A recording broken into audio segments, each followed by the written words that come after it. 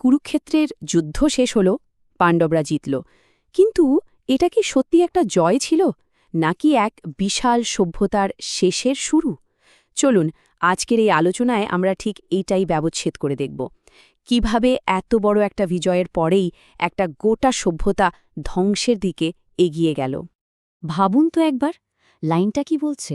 বলছে সেই জয়টা ছিল একটা বিষাদময় জয়, যা দাঁড়িয়েছিল একটা বিশাল শ্মশানের ওপর। মানে এটা কোনো সাধারণ জয় ছিল না, চারিদিকে শুধু ধ্বংস, শুধু মৃত্যু। এই লাইনটাই যেন আমাদের আজকের পুরো আলোচনার সুরটা বেঁধে দিচ্ছে। তাহলে আসল প্রশ্নটা কি দাঁড়াচ্ছে? কেন কেন এত মহান একটা সভ্যতা এভাবে ধ্বংস হয়ে গেল? যারা জিতল সেই বিজয়ীরাও কেন শেষ পর্যন্ত সবকিছু হারিয়ে ফেলল? চলুন এই কেনর উত্তরটাই খোঁজা যাক। তো চলুন প্রথমে দেখে নিই যুদ্ধের ঠিক পরের অবস্থাটা ঠিক কেমন ছিল। যুধিষ্ঠির তো সিংহাসনে বসলেন, কিন্তু তার ৩৬ বছরের শাসনকালটা ছিল আসলে একটা ধ্বংসস্তূপকে আবার গড়ে তোলার মরিয়া চেষ্টা। এটাকে ঠিক রাজ্য পরিচালনা বলা যায় না, বরং একটা ক্ষতবিক্ষত দেশকে সারিয়ে তোলার আপ্রাণ লড়াই ছিল সেটা। অবস্থাটা ছিল ভয়ঙ্কর। মানে সব বড় বড় বীর, বড় বড় রাজবংশ সবাই তো যুদ্ধে শেষ। এর ফলে কি হলো? একটা বিশাল লিডারশিপ ভ্যাকিউম, মানে নেতৃত্বের অভাব। আর সামরিক শক্তি বলেও কিছু আর বাকি ছিল না। রাজ্যটা ভেতর থেকে পুরো ফাঁপা হয়ে গেছিল। আর এই পতনের পেছনে একটা খুব বড়, খুব নাটকীয় কারণ ছিল, আর সেটা হলো গান্ধারীর অভিশাপ। ব্যাপারটা কি হয়েছিল? নিজের সব ছেলেকে হারিয়ে শোকে কাতর গান্ধারী শ্রীকৃষ্ণকে অভিশাপ দিলেন। বললেন, যেভাবে কুরুবংশ নিজেদের মধ্যে মারামারি করে শেষ হয়ে গেল, ঠিক সেভাবেই তোমার নিজের যদুবংশ নিজেদের মধ্যে ঝামেলা করে ধ্বংস হয়ে যাবে। ভাবুন, একজন মায়ের গভীর শোক থেকে জন্ম নেওয়া কি ভয়ঙ্কর এক ভবিষ্যৎবাণী। আর জালমও তাই, অভিশাপটা অক্ষরে অক্ষরে ফলেছিল। কুরুক্ষেত্র যুদ্ধের ঠিক ৩৬ বছর পর যদুবংশের লোকেরা মদ্যপ অবস্থায় নিজেদের মধ্যেই এক ভয়ঙ্কর গৃহযুদ্ধে জড়িয়ে পড়ল, আর নিজেরাই নিজেদের শেষ করে দিল। আর ঠিক এর পরে শ্রীকৃষ্ণ তার মানবলীলা সাঙ্গ করলেন।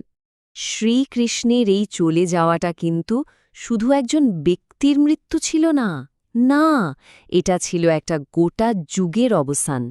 মানে এটা ছিল একটা সম্পূর্ণ যুগের সমাপ্তি। শ্রীকৃষ্ণের প্রস্থান ছিল সেই টার্নিং পয়েন্ট, যা পৃথিবীর নৈতিক আর আধ্যাত্মিক ভারসাম্যকেই যেন চিরদিনের জন্য বদলে দিল। দেখুন, শ্রীকৃষ্ণের সময়টা ছিল দ্বাপর যুগ, ধর্ম আর নৈতিকতার যুগ। আর তার চলে যাওয়ার সাথে সাথেই শুরু হলো কলিযুগ, মানে অধর্ম আর অবক্ষয়ের যুগ। পুরো পৃথিবীর চরিত্রটাই যেন পাল্টে গেল। এই বিশাল পরিবর্তন দেখে পাণ্ডবরাও বুঝতে পারলেন যে তাদেরও সময় শেষ।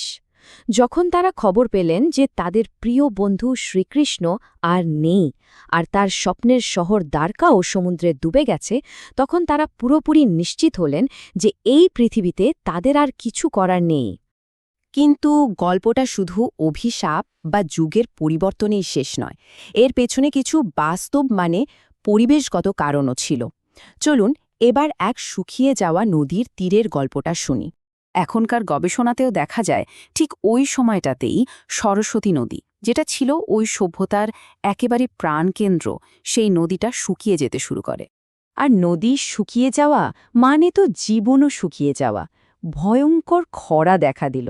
মানুষজন তাদের ঘরবাড়ি, নিজেদের গ্রাম, শহর ছেড়ে পালাতে বাধ্য হল। শেষ পর্যন্ত কি হলো? একসময় সেই জমজমাট শহরগুলো, সেগুলো ধীরে ধীরে পরিত্যক্ত হয়ে গেল আর জঙ্গলে ঢেকে গেল। প্রকৃতি যেন তার নিজের জায়গাটা আবার ফিরিয়ে নিল। তাহলে সব মিলে আমরা কোথায় এসে দাঁড়ালাম? একদম শেষ পর্বে, মহাপ্রস্থানের পথে। চলুন দেখি কিভাবে এই মহান সভ্যতা আনুষ্ঠানিকভাবে তার ইতি টানল।